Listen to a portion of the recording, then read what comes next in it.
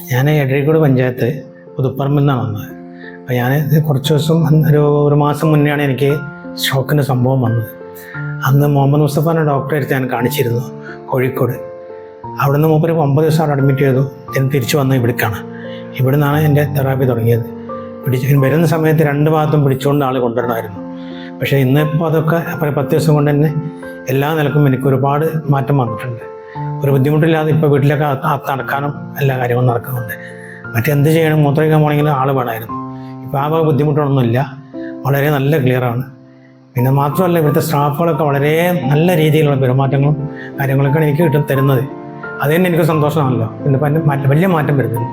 പക്ഷേ നമ്മളെ പുതുപ്പറമ്പത്തിൻ്റെ ഭാഗത്തുണ്ട്. പക്ഷേ അവിടെ ഞങ്ങൾ പോകുന്നതിന് മുമ്പ് തന്നെ മറ്റേ സുഹൃത്ത് പറഞ്ഞു ഇവിടെയാണ് നല്ലത്, ഇവിടെ ഇങ്ങോട്ട് വന്നോ, ഞാൻ അവിടെ പോകുന്നുണ്ട്.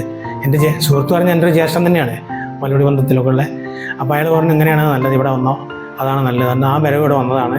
ഇപ്പം എന്നോട് തന്നെ ചോദിച്ചിട്ട് പലരും ഞാൻ ആ നമ്പറൊക്കെ ഇങ്ങനെ പറഞ്ഞു കൊടുത്തിട്ടുണ്ട് ഇങ്ങോട്ട് വരാൻ വേണ്ടി. കാരണം ഒരുപാട് മാറ്റം കിട്ടിയിട്ടുണ്ട്. പിന്നെ ഇപ്പോൾ എനിക്ക് ഏറ്റവും നല്ലത് പെട്ടെന്ന് അങ്ങനെയുള്ള സംഭവമാണല്ലോ. അപ്പം ഞങ്ങളവിടെ ഇല്ലാത്തതുകൊണ്ടോ അല്ലെങ്കിൽ പിന്നെ ഇപ്പോൾ വരുന്ന വഴിക്ക് 1-2 ഉണ്ട്. ഉത്തരങ്ങാടിയിലുണ്ട്, വേറെയൊക്കെ ഉണ്ട്. അതവിടെയൊക്കെ നമ്മളടുത്ത് തന്നെയാണ്.